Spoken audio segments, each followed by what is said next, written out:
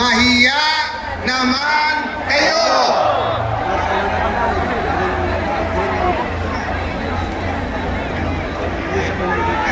Yung iba po, yung iba ay nagkaroon ng pag-asa.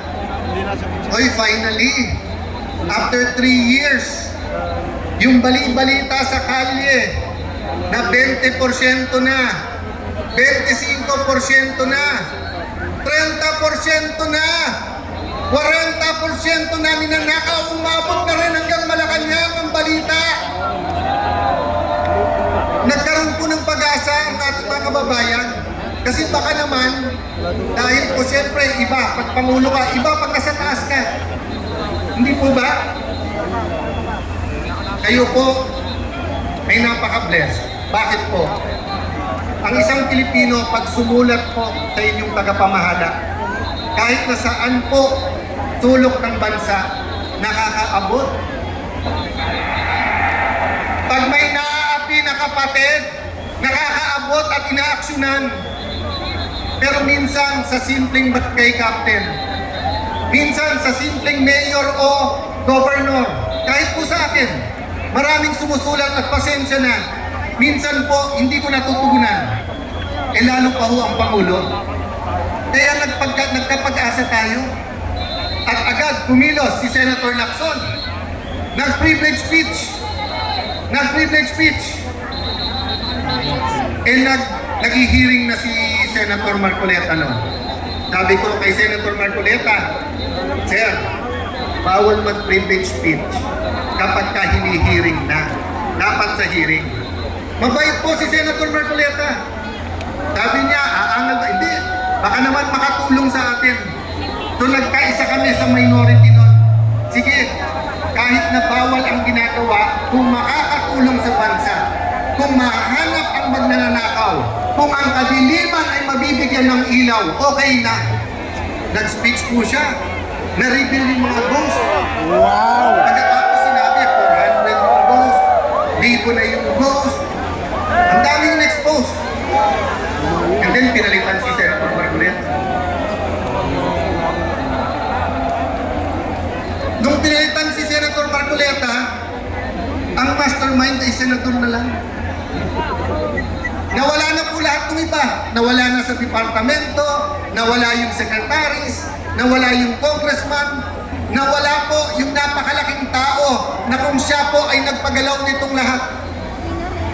Pero sabihin nyo, kapatid na Alan, bias kayo. Hindi po. Si Ombudsman Boying Remulla mismo nagsabing, meron mastermind. Sabi po ni Ombudsman, meron mastermind. Ano po ang sabi? Ano po sabi ni Senator Lacson? Walang mastermind. So mga kapatid, malinaw na malinaw po na ang unang nagbigay ng pag-asa sa atin na Pangulo mismong sabing mahiya naman kayo. Hindi na po sila nahihiya. Sa totoo lang po, kawalang hiyan na ang ginagawa. February 4 po, ipepwesto po namin si Senator Legarda bilang Senate President. 30 minutes before 3 o'clock, tumahimik ang buong Senado. Bakit po?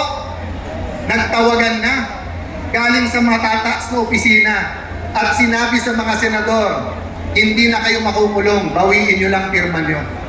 Huwag niyong papalitan si Tito Soto. Yan po ay recorded, yan po ay alam ni Jinggoy Estrada, yan po isisiwalat niya sa tamang panahon. Ang sabi po sa amin, wag lang si Loren, wag lang si Loren. Ay, hindi na namin tinanong bakit. Sabi ni Loren Legarda, Alan, anak ko lumalaban eh. So baka yun ang dahilan. Pero okay lang, Alan. Okay lang, sinabi niya sa amin lahat. Magtiis tayo, magtrabaho, pero sabihin natin, wala nang lukuhan. Walang lukuhan sa flood control, walang lukuhan sa tsa-tsa, walang lukuhan dito sa dadating na impeachment. Ano po nangyari?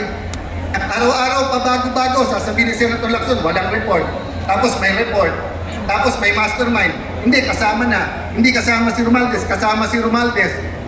Tapos, nung sinabi ng isang witness, eto yung mga sekretary, nag-deliver. Lumabas po, di ba? Yung mga Marines. O, ano sabi ni Senator Lacson? Sabi niya, hindi nag-deliver, pero hindi sa Malacanang. Eh si Senator Lacson naging witness na rin. Paano po siya naging witness? Yung po ang inalma namin. Kaya nung Mayo 11, dumating po si Senator Bato. Alam niyo po ba, Lunes yun? Sabado, tumawag siya sa akin. Sabi niya, Alan, panay checkpoint na, hindi na ako makakarating. Wala rin naman yung isa. Hindi ko na sasabihin sa sino. Sabi ko, Kuya, yung isang yon pang 14, pang 13 ka. Sabi niya, ganun ba? Sige, pagdadasal ko. Alam niyo po, nung sinabi niyang pagdadasal ko, naramdaman ko na hindi yun yung parang may pag-asa ba? May pag-asa. Pero tingin mo walang pag-asa. Hindi yung parang, boss, laban, pagdasal natin. Hindi po. Naramdaman ko yung sincerity, ipagdadasal ko. Lunes ng umaga, alas 10 ng umaga, tumatawag. Sabi ko, Sen, kung dadating ka, Alan, hindi Sen, gusto ko lang malaman mo kung dadating ka. Eto, Sen, makinig ka. Sabi ko, ano yun kuya? Nandito na ako, sunduin mo na ako. So, napagdasal niya at alam niyang tamang gagawin. Akalain po ba namin? Puno na ng NBI ang Senado. Mahigit 20 operatives na sa loob na po ng Senado nakakalat na. Mismong pong si President Cory Aquino nung nagkaroon ng kudeta. Mismong Senate President niya na si Senate President Salonga, hindi pinayagan na kunin si Senator Enrile, former Senate President Enrile sa loob. Pinayagan mag-privilege speech muna tapos nag-surrender. Kahit na naniniwala sa panahon na yon na walang kasong rebellion complex with murder. Ngayon naman po may bagong kaso, plunder complex with campaign donation. Kung pandarambong po ang pag-accept ng campaign donation, hindi po bribery ha, iba po yung bribery. Yung may tatakbo, may kailangan ng kontrata, eto. Wala pong kailangan ng kontrata po, yung mga nag-donate kay Kuya Dante. Wala po. Kung yun po ay plunder, baka kalahati po ng mga nanunungkulan sa gobyerno ay sama-sama na dapat makulong dahil sa mga donasyon. Bibigyan ko ng example ha. Although karamihan dito kapatid, sabihin na natin may iba pang mga sumama. Noong 2016 election, meron pong eleksyon, may isang kandidato nagpapadonate ng lugaw. Okay? Magandang project yon, magandang project yon. Magandang project yon. Pero kung 1 milyon po tayo na nagbigay ng 50 pesos para po magkaroon ng lugaw, 50 million yon, plunder po ba yon? O kayo po, may mga t-shirt kayo. Kung tatakbo po si Kadante, nagbigay kayo ng t-shirt worth 50 pesos, eh ilang milyon po ang mga kapatid? Sa 1 milyon na lang po nagbigay isang t-shirt, plunder po yon? Ang kasalanan po ni Senator Marcoleta ay hinahanap niya ang katotohanan. Yun po ang buong katotohanan. Alam niyo po, hindi po ako magpapakahaba. Alam ko pong mahaba ang programa, mahaba ang pagtitiis, pero gusto ko pong aminin sa inyo to. Kaninang umaga, nung pinapanood ko yung video at malakas ang ulan at hindi po umaalis, tapos may konting kaguluhan, nagsisigawan, we are one. Yes. We are one. We are one.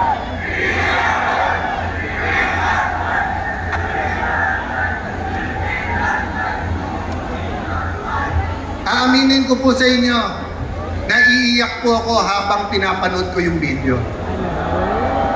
Alam niyo po bakit ako naiiyak? 15 anyos po, nandito ako sa EDSA. Baka Marcos po ako eh. Nung bata po ako.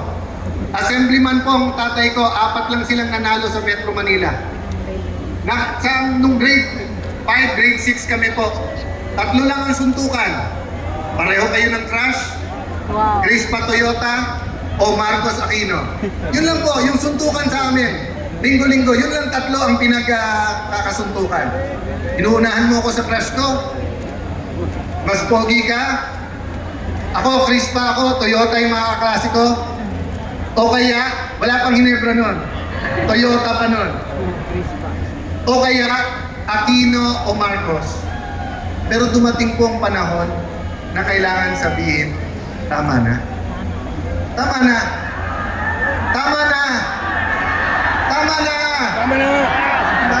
Tama ka na.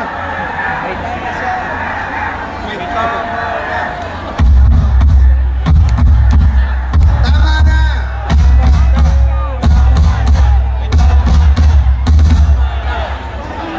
Noong 2023, halos 1 trilyong piso ang DPWH. Ang flood control mahigit 300 milyon. Ang maintenance ng roads, unang beses, 1/3 din ng budget, mahigit din 300 milyon. Usually, 70% ng budget ay bagong kalye, bagong tulay, bagong building. First time po noong 2023. Flood control at saka maintenance. Ang maintenance po hindi pa ipapagawa hanggang ngayon. Hindi pa rin po natuwa. 2024, wala pa rin nagsabing tama na. Gano'n na naman ang ginawa. DPWH pa lang ho yan. Wala pang DOH yan. Wala pang Department of Agriculture yan. Wala pang BIR yan. Wala pang LTO yan.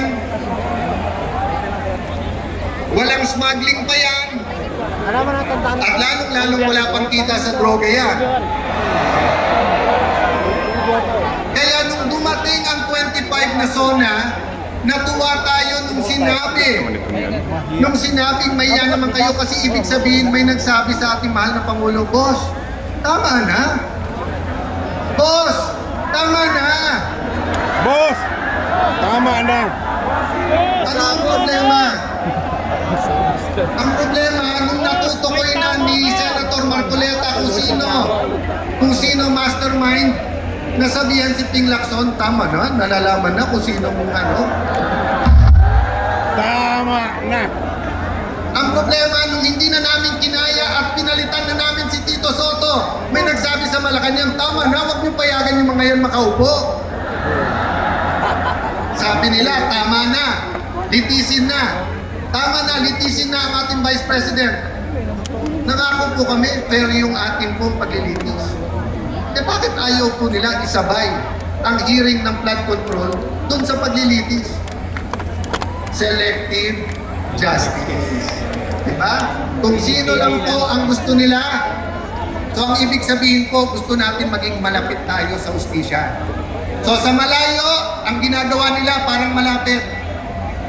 Pero pag tinutukan mo sa malapit, malayo. Malayo po ang ginagawa nilang hustisya. Kanina po papunta dito, we are one. Pangarap ko at dasal ko para sa atin lahat. Sana po, maging Katoliko, maging born again, maging Muslim, maging kapatid sa Iglesia ni Cristo, We are one. maging Bisaya, maging Kapampangan, Bicolano, maging bata, maging matanda. Bilang Pilipino, makasigaw tayo. We are one. We are one. We are one. We are one. We are one. Baka pumayag po kayo na makulong si Senator Marcoleta Hindi. na hindi naririnig ng bansa na karamihan kung hindi tayo lahat ay sumisigaw ng BR1. Okay lang po. Pagkatapos po ni Senator Marcoleta, isa-isay na po kami. Kasi ngayon, dalawa na po ang nawawala sa kasamahan namin. Sinasabihan na si Senator Bongo, lalabas na warrant mo. So 21 na lang.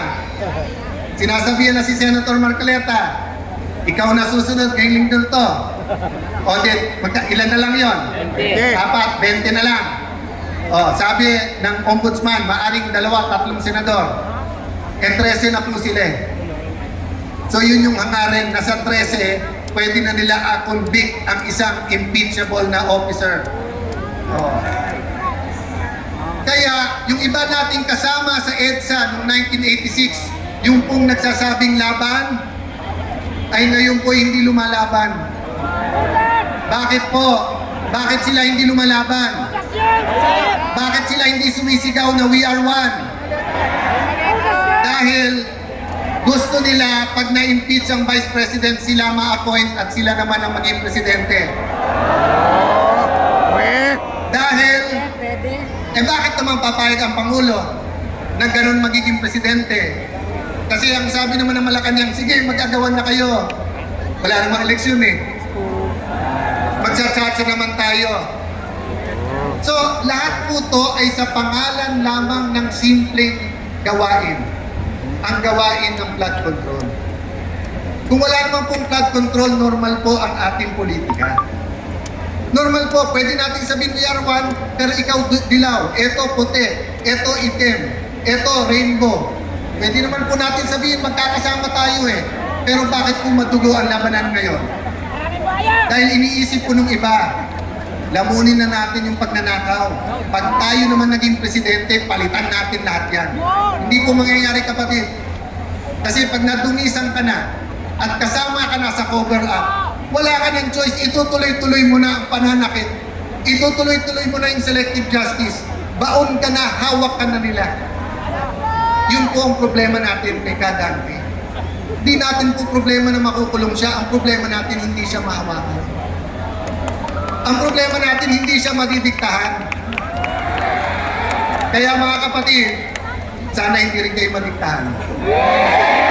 At sana po, yung mga nakikinig sa kanilang mga bahay, yung mga nanonood, pagdasal nyo po yung nangyayari ngayon. Kung may konti kayong oras at pamasahe, pumunta na rin po kayo dito dahil welcome po kayong lahat. Welcome po kayong lahat. Welcome po kayong lahat.